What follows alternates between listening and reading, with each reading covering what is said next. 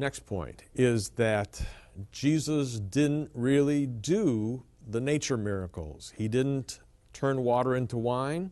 He did not do some of the other things.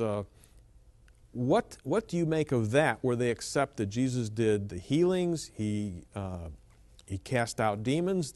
Critical scholars accept that, but it seems that Francis Maloney says he didn't do this walking on the water, and he didn't change water into wine. There's a class of miracles that basically many scholars struggle with, and that's what's called the nature miracles. So this is the water to wine, Jesus walking on the water, the idea that Jesus calmed the storm, those kinds of images where Jesus is in control of nature. Now what's interesting is that the biblical texts tell us that these miracles in particular really made an impression on the disciples.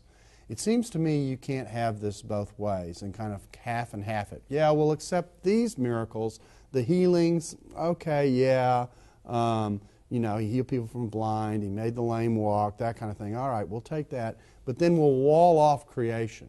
If God is working through this figure, and this is a unique figure, if God can create, God can work with nature. And so in that sense, it seems to me it's a package deal. It's also interesting that Judas did not believe in the literal physical resurrection of Jesus from the dead. And it kind of gives the slant to the whole story that maybe we shouldn't believe that either. But talk to that. Well, the resurrection obviously is one of the most important elements of the Christian faith. And it is the hub around which the entire theology of Jesus is built. I tell my students that the resurrection is important not just because it says we will live one day and that we will all face God, that we are creatures of the Creator, but it also is important because it tells us where Jesus is as a result of the resurrection. All the creeds talk about Jesus being at the right hand of God.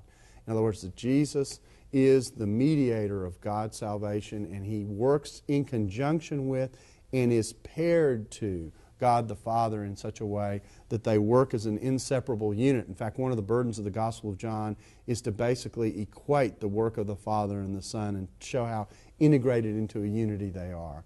The resurrection helps to demonstrate this. So the idea that there is no physical resurrection is a fundamental assault on basic Christian teaching that stands at the core of what Christianity is.